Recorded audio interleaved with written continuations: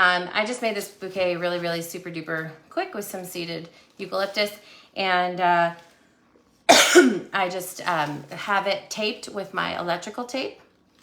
And so some of you might want to tape a little further down depending on what wrap you're going to be doing and where you want to go on your stems. But this is enough tape for me for the purposes of what I'm going to do tonight for you guys.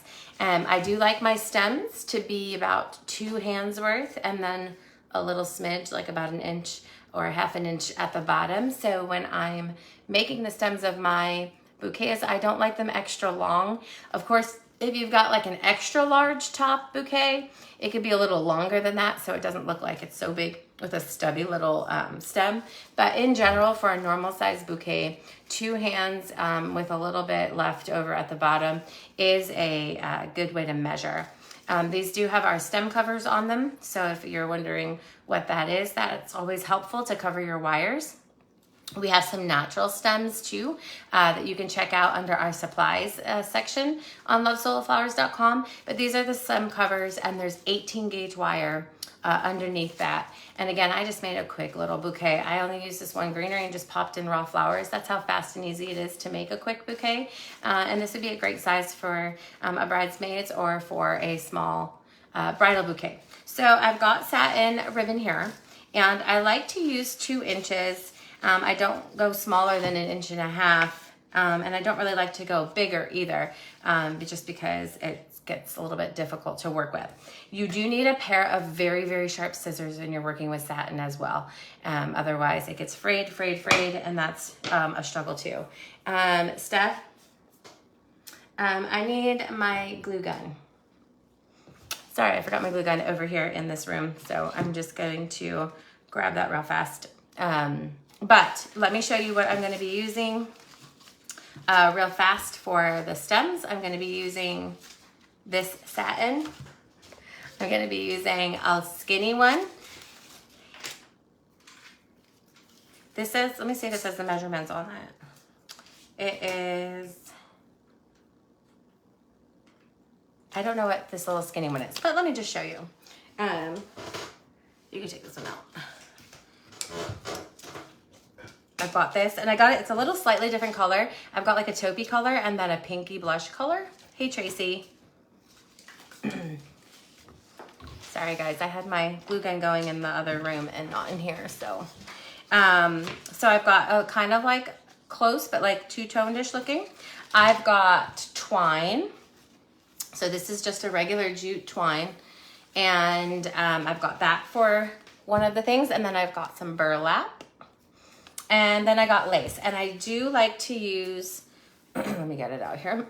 I do like to use, excuse me, a stretchy lace, okay? So you can actually order that. I get mine on Amazon, and you can just type in stretch lace. It helps with not getting the bubbly, wrinkly look because you can pull it nice and tight, and it slides over like that. So I'm just gonna wait for this gun now to heat up in this room.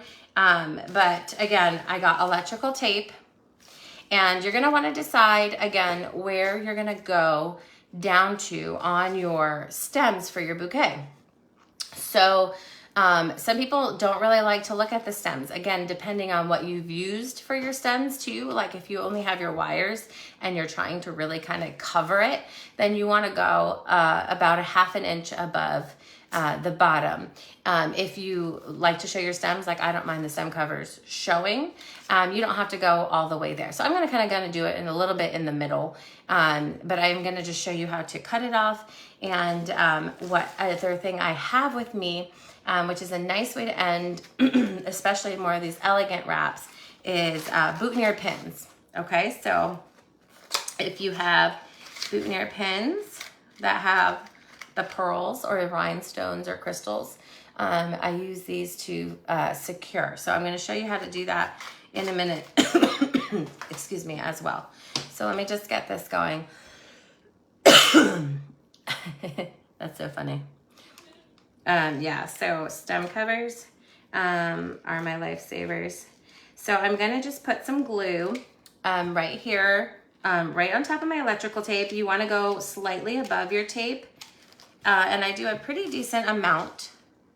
Do you see that? And then I'm gonna put, hey Erin, I'm gonna start my satin right up at the top. So I always start at the top. Now, I'm gonna, before I start pulling it, I'm gonna let that glue dry just a bit so that I can pull it nice and tight. So what I'm gonna do, and here's the part that a lot of people have. Let me see if I can hold this in a better angle here. A lot of people have trouble with is being able to go down with it being like lumpy. But here's the trick that I'm gonna teach you is that it's okay to be lumpy on the way down because we're gonna solve it on the way back up. Okay, so let me just show you. Now, I do like to put sometimes too, and I'll show you as a trick too. I do like to do the whole top line sometimes, especially if it's a big bouquet of glue so that it doesn't slip. So I'm gonna roll my satin right through that bead of, yes, that bead of glue there. I am on, I'm feeling a little bit better. I do still have a cough, but I wanted to get on and see you guys. So here I am. So I'm just gonna spin my bouquet and I'm gonna go down. Now I'm gonna show you how lumpy and bad it looks so that you don't feel bad because my way down is lumpy and bad as well. So I don't want you to panic. So look, see how lumpy and junky that looks? So when you go down, don't worry about it on the way down. Now when I get to the bottom, I'm just gonna put a little drop of glue just at the very bottom, just to seal that. Again, we don't want any slipping. Thanks, Tracy. Thanks, everyone. I got hit again and with the cough and everything. So, all right. So now, again, lumpy. It's okay. Don't worry. We're going to cover it. Now we're going to go back up. And this is where I'm just going to keep spinning it at an angle, nice and tight, until we get to the top. Now let me show you, and I have no clue why when you're going down it's so lumpy, and then when you come back up it's perfectly flat. But look how perfect, how perfect it is. So when you come up to the top, let me see if I can get a good angle when I cut this. When you come up to the top, you're gonna take your nice sharp scissor and you're gonna cut on an angle, okay? Now I'm gonna cut the angle, and you're gonna want a pretty sharp angle. And I'm going to show you that up close once I cut, okay? Do you see the angle like that? Okay, so that when I pull, you've got a little triangle at the end that I'm gonna put some glue on it. Now, you don't want it, you don't want it to be such little glue that it's going to not hold, but you don't want it so clumpy that it's gonna pour out when you squeeze it. So what I did is I put it there and I kind of scoop it away with my hand first. Maybe let it just cool off a second so you don't burn yourself. Okay, so I got my little triangle. This was the best try. Melody, I'm so glad, because every time I did it too, I don't know why the first round is always lumpy, but look how smooth. I have no clue why it works like that. It's like a mystery to me too. But I have that triangle. So what I'm gonna do, I'm gonna take my pin and I'm just gonna, on an angle, trim it down to be just, because obviously you don't want it to go through the end of your thing. So I'm gonna take my little pin. Sorry, I got a blister on my finger too. Ooh. On my pen, and I'm gonna put that right at the point where my little triangle tip ended.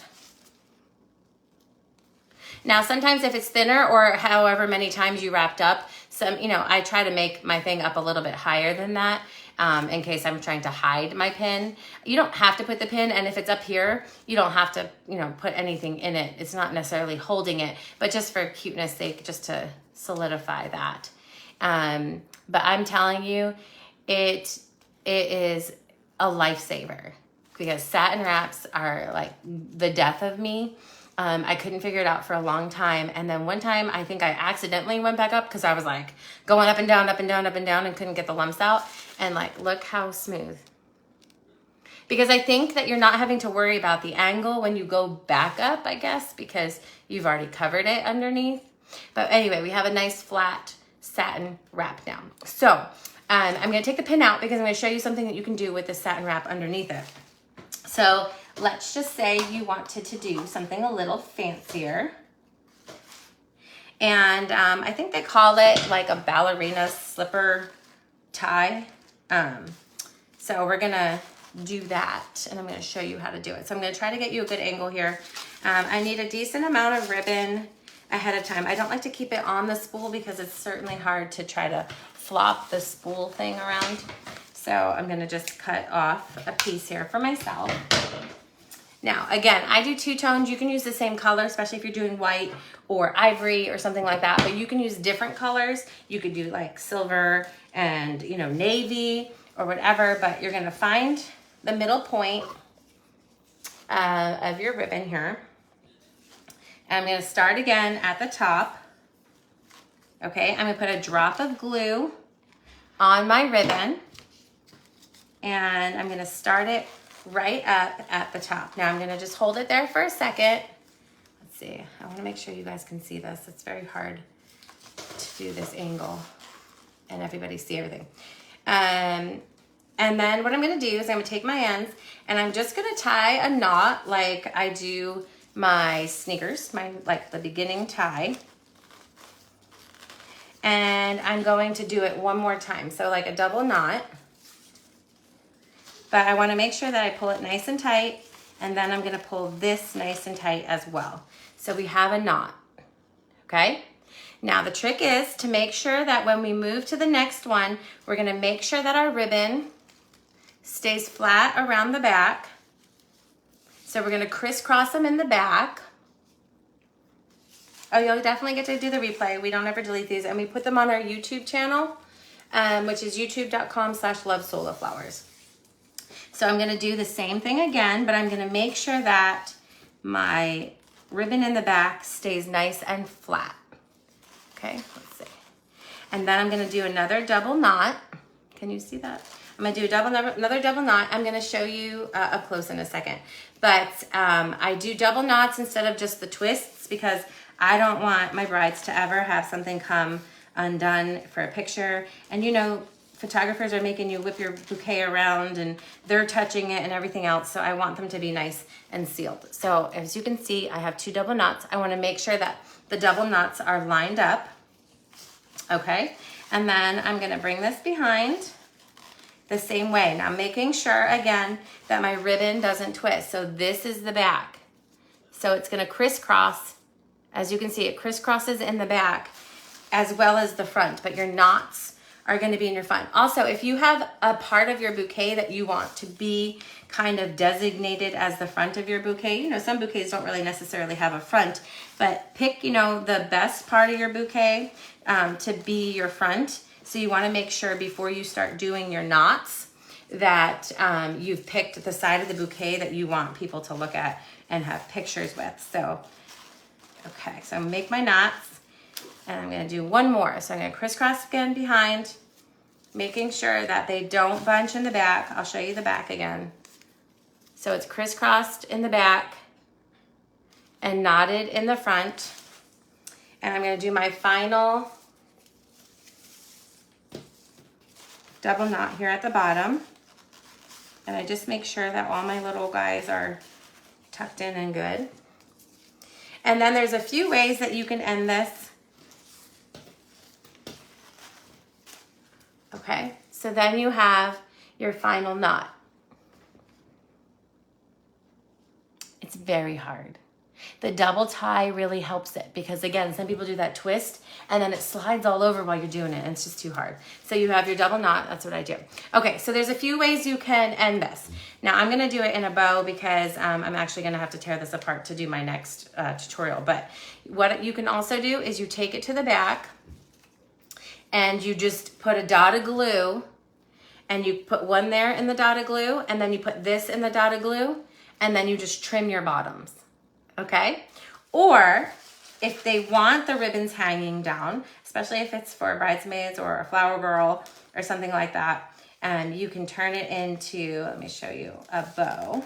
And you can even add another layer of ribbon to come down.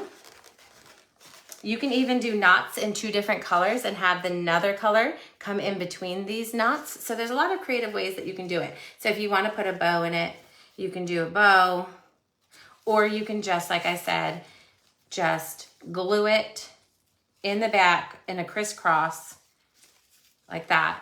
You would do it like that and then trim off the bottom, okay? Now, if you want to do something extra special with these, I'm not going to go the whole way down, but you can do the same thing with your pearl.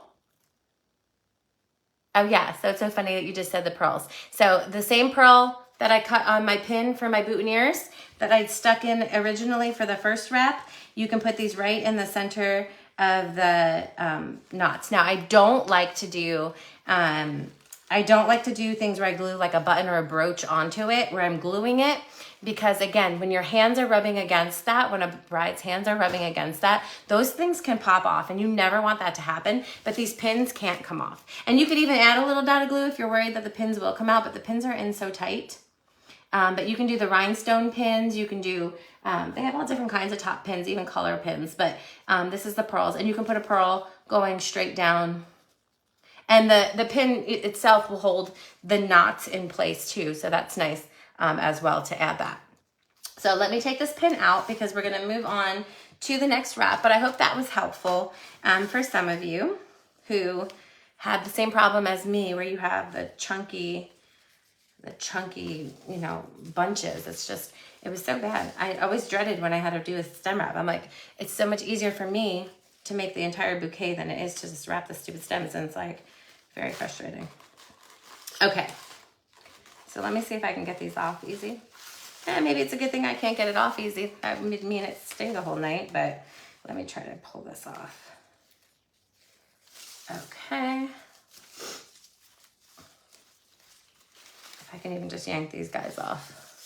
I just want to take this off so that I can show you the next thing. So the next thing I'm going to show you is the stretch lace. Again, my tip for lace is that it is stretch, because that is the best way to avoid lumps in the lace. Now, another tip is, and it doesn't have to be so nicely wrapped as this, but if you put satin behind the lace, you're going to use less lace and not have to see the green stems behind it.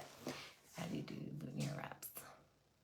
Alexandra, I will do, how about either tomorrow or the next day, I'll do another tutorial and I'll do boutonniere wraps, okay? I don't have a boutonniere sample here with me, so I can't really show you, and I'll show you how to do that. Mine definitely do not fall apart. You cannot pull it apart for the death of you. There's been a few times where I tried to change the wrap and there is just no way that it's coming off. So I will do boutonniere wraps this week again, either on the weekend or tomorrow or something, and I'll do boutonniere wraps to show you how I do those. So let me get this out of the way. So again, we're back to lace. So sometimes if you want to put the satin behind it, it's obviously easier to cover green. You don't have to use so much lace if you use like a cheaper satin underneath. So let me just bring my lace here. And what I will do is I'm going to put, again, a drop of glue here. You don't want to put too much glue like around the whole thing, because, you know, lace is obviously see-through and you don't want it to look matty. But I'm going to put that in there, and then I'm just going to wrap. Now lace, again, if you don't have the satin underneath, you're gonna have to use a lot to keep going around in order to cover the green, unless you don't mind it coming through. But if you have the satin, all you have to do is one quick little layer of it, and then you don't waste so much lace. I'm gonna trim that there at the bottom. I don't go back up with the lace, especially if you're using the stretch lace, because there's really no need to, because it's nice and smooth. And when I get to the bottom here, I just put a line of glue going straight down, and then I stretch it to that point and smooth it with my finger. And then if you have a little flap left with it, you just tap it in there and tap it down. Okay, so that's how I do the lace. Again, if you don't mind green peeking through, then you can just do the one layer of lace without satin underneath it. But I do like to use, when I'm really trying to make sure my stems stay nice and covered, I do like to put the satin underneath it in order to make sure that it doesn't seek through and I don't have to use a million tons of lace to do so. So that would be lace. Okay, next is gonna be, I'll just do a quick burlap just to show you that. real fast how I do the burlap, because it's a little different. It's super easy. It's only a 10-second tutorial in essence, but just to show you how I do it, because sometimes burlap can be difficult to do where you're doing that kind of spiral down, because it's more of a stiff material. So for burlap, I like to keep it super simple. And I just like to cut myself. Let me cut myself ahead of time. Again, I like to work with things not on the spools because it could get tricky. So I like to just pick the width that I'm gonna want to use. And I'm gonna put the glue again, a little bit on the top and a little bit down. And I'm gonna take my burlap and I'm gonna wrap, and I'm not gonna spiral down. I'm just gonna keep wrapping exactly in the same spot so that my top and my bottom stay pretty flush. And then this is where the end, okay, I like to pull real tight. This is what I like to do. I like to stretch the center out a little bit so that when I glue it, it kind of has like a little arch to it, as opposed to it looking like a straight line down. So what I'm gonna do is I'm gonna take my center and I pull it a little bit to stretch it out. See how it's like rounded hump now? Because I just pulled it, because burlap stretches like that. And I'm gonna put a thing of glue around the whole edge of my flap. Careful, don't burn your fingers, because burlap, just like lace, is holy. This does not have wire. No, I don't like to use any wiring. It's very hard to get a nice flat edge if you use wiring for stem wraps. But see how it's kind of cuter, because it's not like just a straight line down. If you pull it, it kind of rounds it out, and it makes a really cute edge. That glue stuck to my fingers, so. Here we go. Do you see? If you stretch, see how it looks like a, kind of like you meant to have a little design in it, as opposed to just straight down. So again, that would be how I would do burlap. And you could always take a piece of twine if you want to make it a little bit daintier, a little bit cuter. You can take it, again, use the edge of my thing and just make a little knot. So this is cute for a thing. You can make a little bow even, or just a knot. If you want to take a piece of twine, it just makes it kind of cute to end it like that. Okay, so that is how I do burlap. Again, quick and easy tip with the little last stretch. And also I don't do the diagonal down. You can use, if you're wanting it to cover more, I would suggest just using a thicker burlap, or like the width being bigger, because again, that going spiral down, it is not so easy to make a nice smooth finish. So I'm gonna take this off, because we're gonna move on to the final one, which is twine. And then we'll be set for the night here. Okay, so my twine. So I don't cut my twine. It is one thing that I have to leave on the spool, because I'm not good at predicting how much I need. And the Lord knows I'll run out, and it's like crazy. Oh, burlap is so fun. Yeah, if you pull it and it just makes that rounded edge, it's so cute. All right, so twine. Twine is not difficult or anything, but I do think having to make sure that you're constantly pushing it, that you don't have gaps, and that you glue every so often. I guess that would be the trick, I guess, that I'm gonna talk about tonight. So again, I start it with right above my tape, and I hold my little piece there just for a second until it's gonna be dry enough for me to pull against it, okay? So I'm gonna go like this. And now here's what we're gonna be careful of. Let me just glue that little end down first. We're gonna make sure that as we spin with my thumb, I'm gonna constantly push it up into the row above it. Let me see if I can do it like this so you can see. Well, here's my little Band-Aid pointer finger, but so as I wrap it, I want to shove it nice and tight against the line above it. I think this is so important. Sometimes I see some twine wraps that are so gappy that it looks kind of like haphazard. But what I'm gonna do again, so here's another trick though. If you have lumpy stems, like some of you, if you have a whole bunch of different kinds of fillers and, some of the branches are thick and chubby, whatever, you're gonna wanna tape as much as you can for the length of your twine to make sure it's smooth. But because I use stem covers here, it's nice and smooth. Yes. Same for leather or suede. I've used a suede thread that looks really cool. And again, I'm just making sure I shove. Now, once I get down a few, I'm gonna put just a line of glue. Because again, you don't want these things slipping in people's hands, because when I started, I had a few weddings where people were like, oh, by the end of the night, it was getting a little loose and I was a little nervous. So I've learned to make sure I'm securing things super, super uber tight.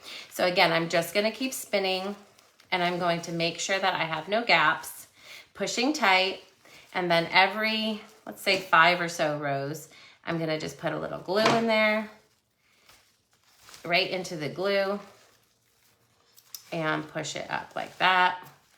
And then here's my last trick for the twine on how to end it.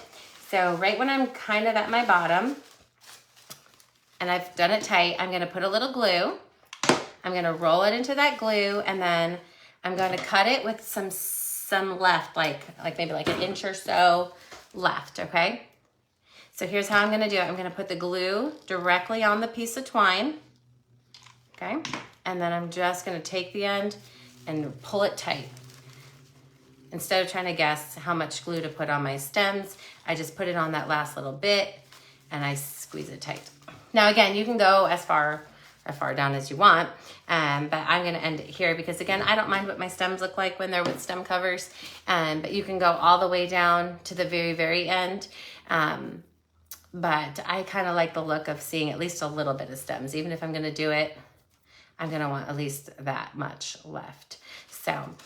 So we did satin, how to get satin not lumpy. We did the ballet slipper look.